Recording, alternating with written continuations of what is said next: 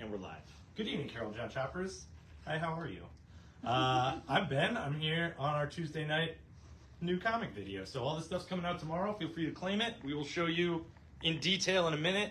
I'm going to walk over here for a second, introduce Andrea and John Shear and Kyle behind the camera as always.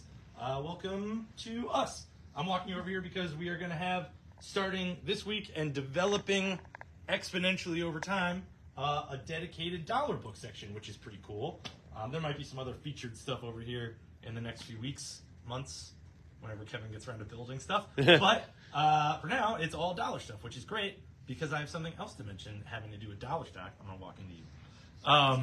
On Thursday, next week, Thursday the 18th, we are having our first late night comics in 2 months, which is great.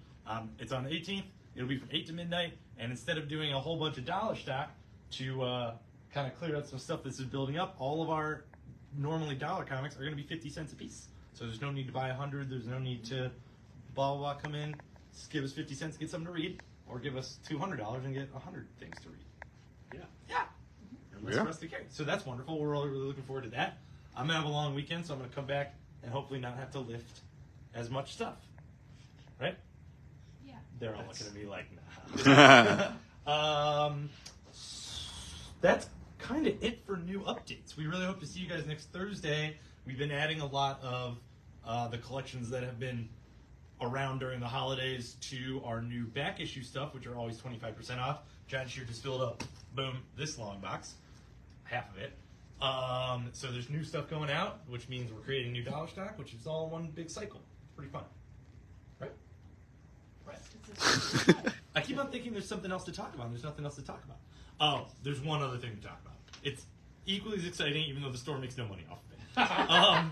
Tomorrow night is our friend and horror host Lenora's midnight rental secret screening. It's at the Grog Shop. Kyle's going to show you a poster because she looks great on it.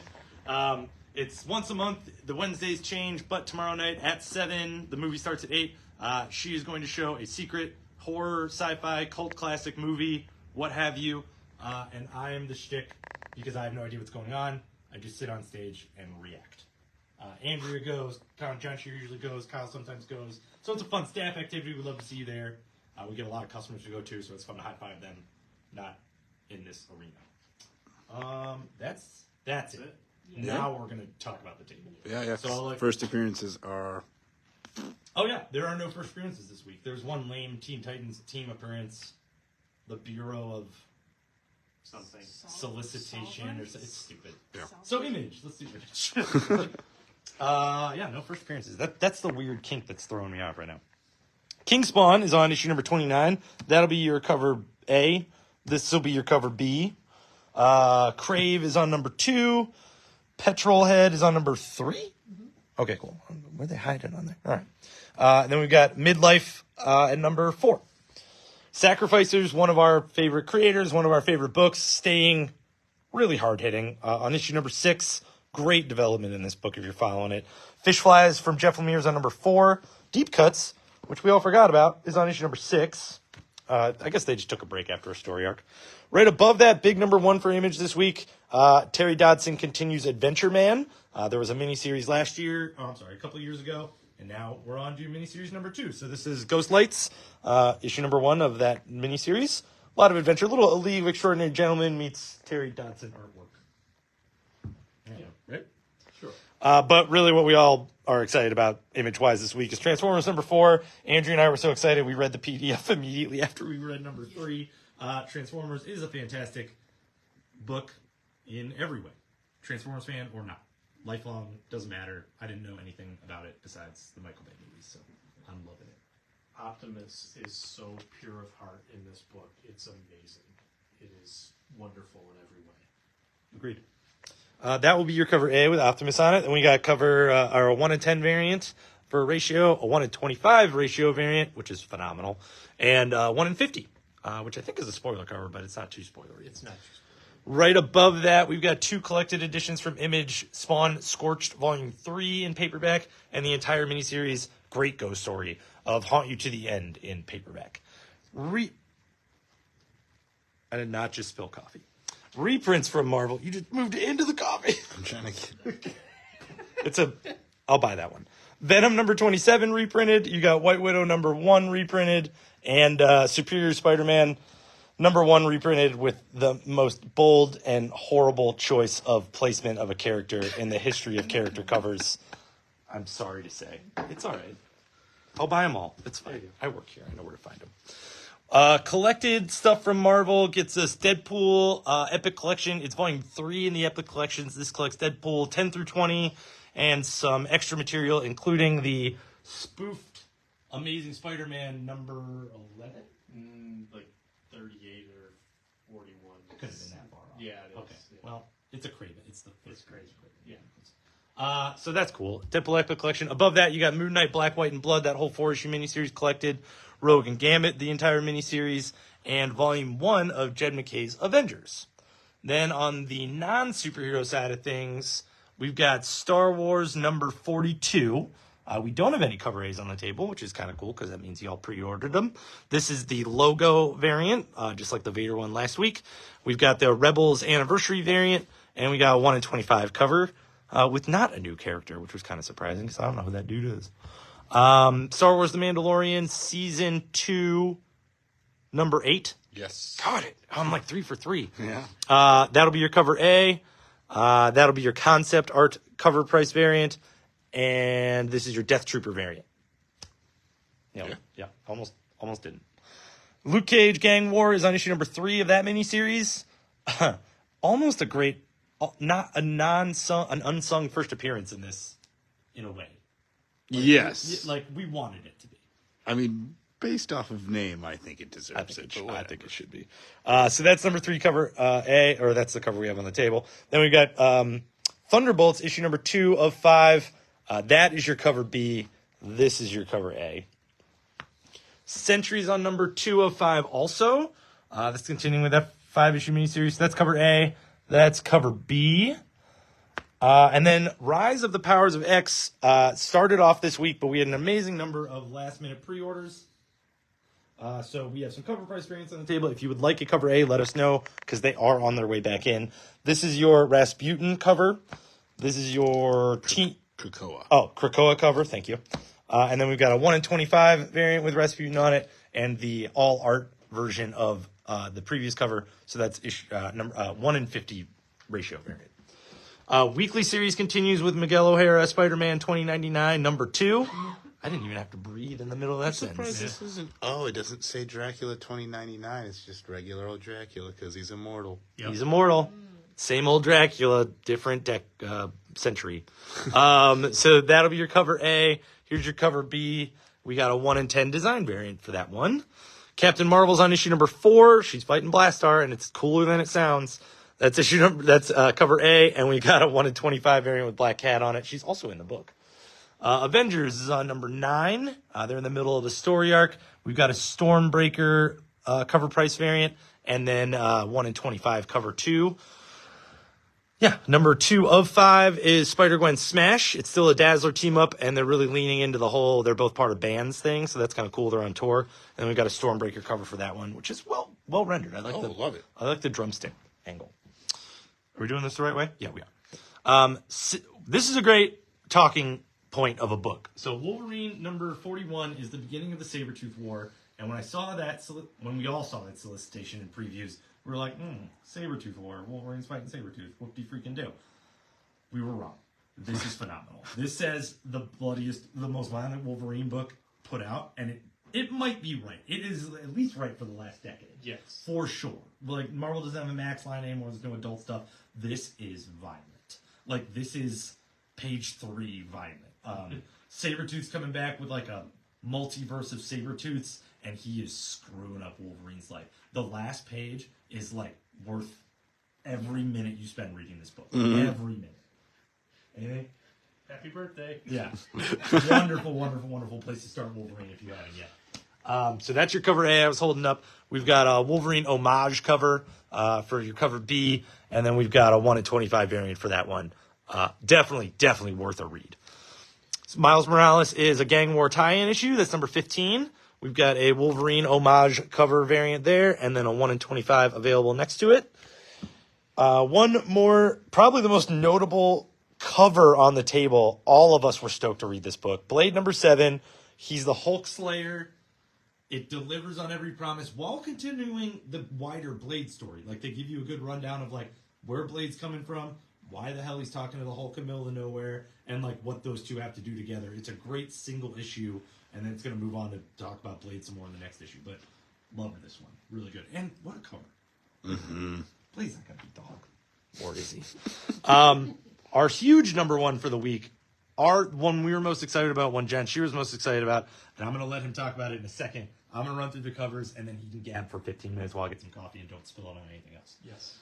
Ultimate Spider-Man number 1 was a phenomenal first Spider-Man issue in general. It's a great continuation of Ultimate Spider-Man. It's a great helping issue to reboot this current Ultimate Universe.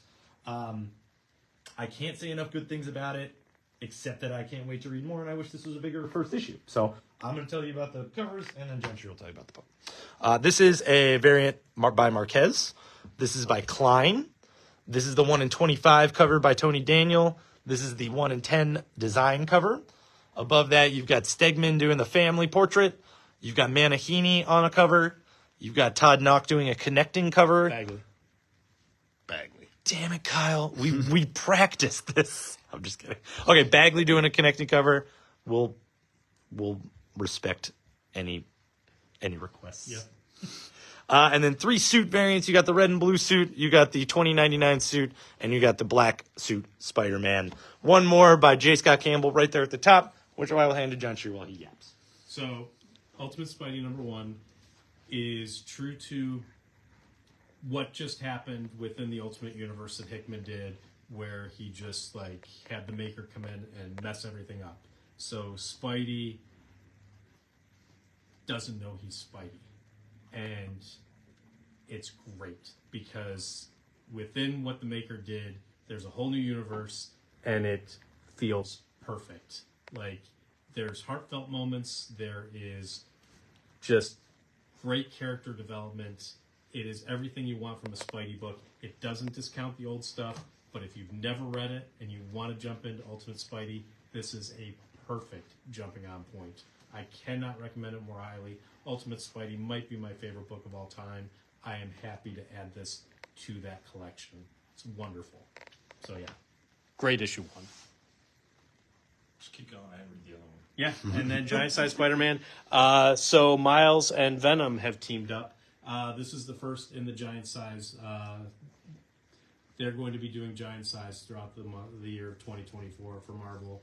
This one is an all-new story with Miles and Venom, and then it has a very cool backup that reprints, I want to say, Ultimate Spidey 22 with Miles, and it's an important moment in his history as the backup story.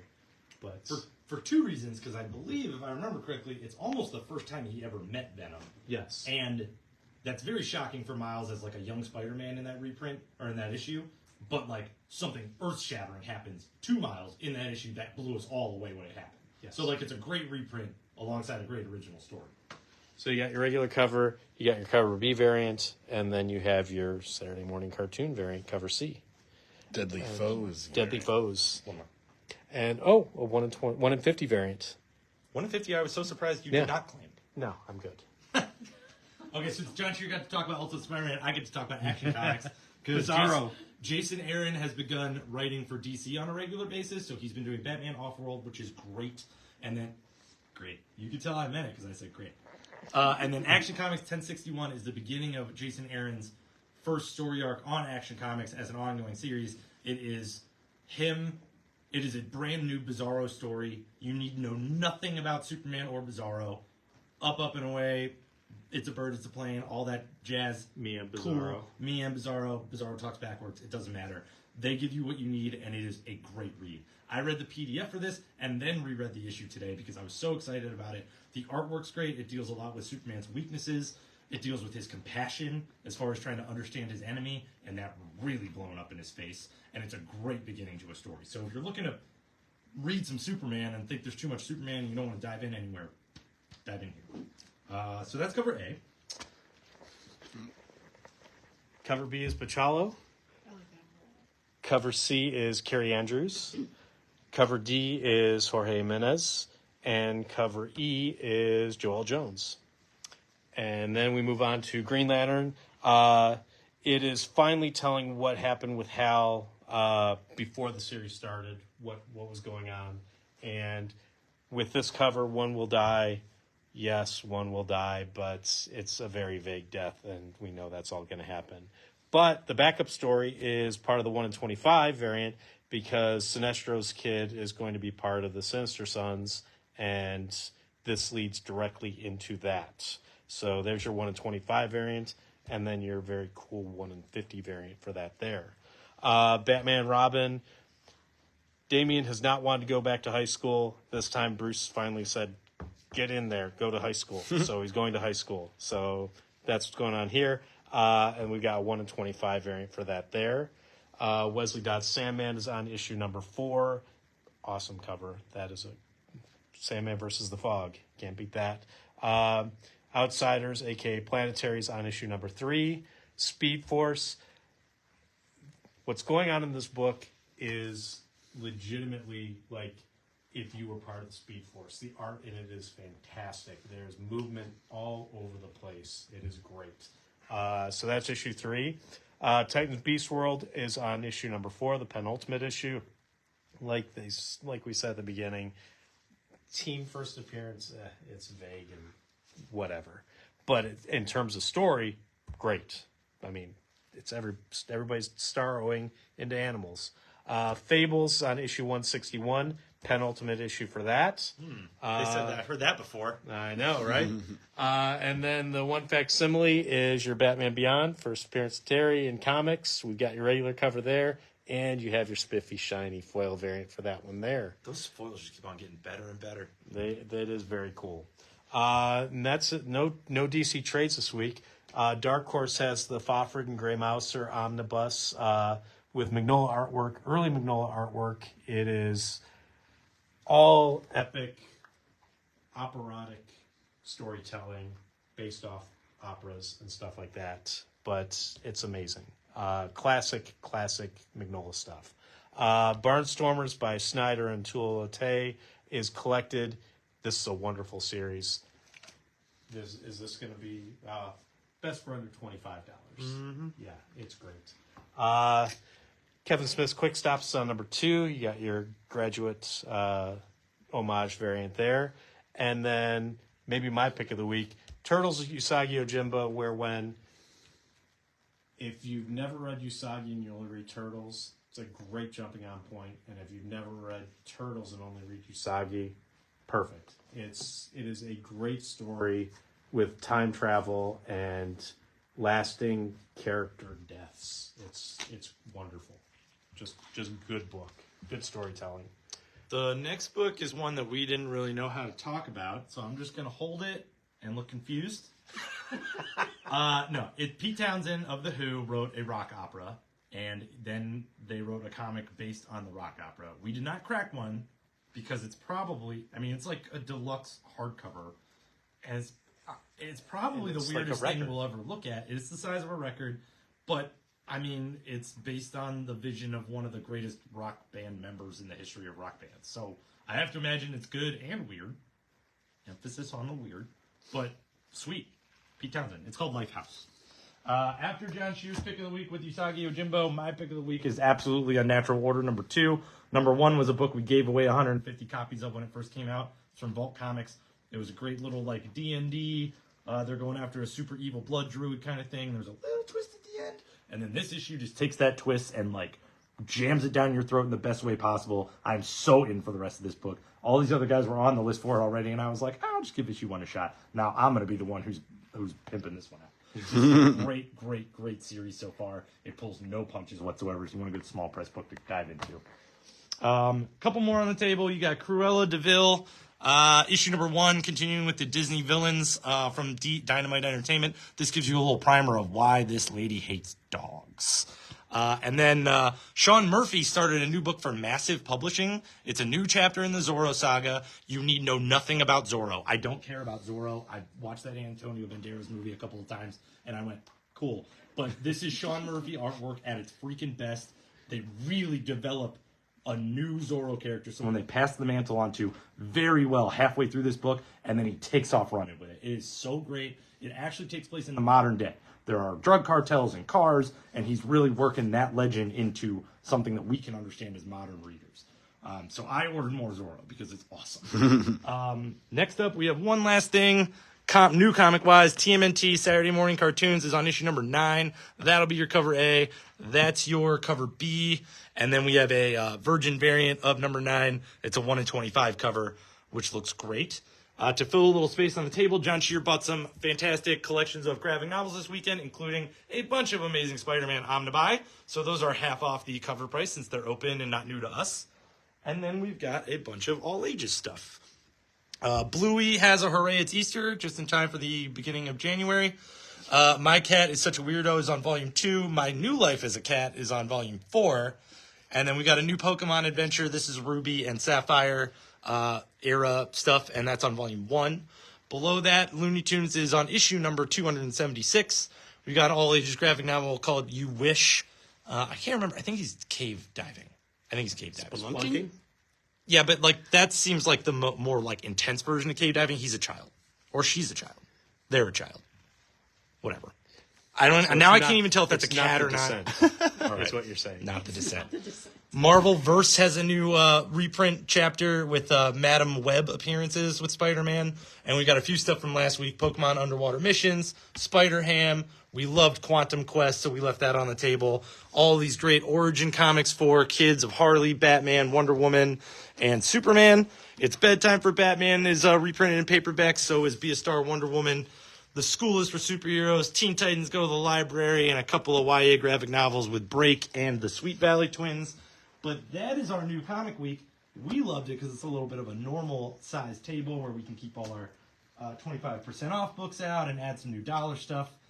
We're going to ease our way into 2024 instead of like soaring over the wall, right? Yeah. I'm sorry that Andrew didn't have anything to talk about this week with no weird small press. It's fine. You can wave if you want. It's fine. They know I you're waved at the beginning. Oh, okay. But hopefully we'll see you guys for our secret screening tomorrow night. And if not, just tomorrow for your comic books.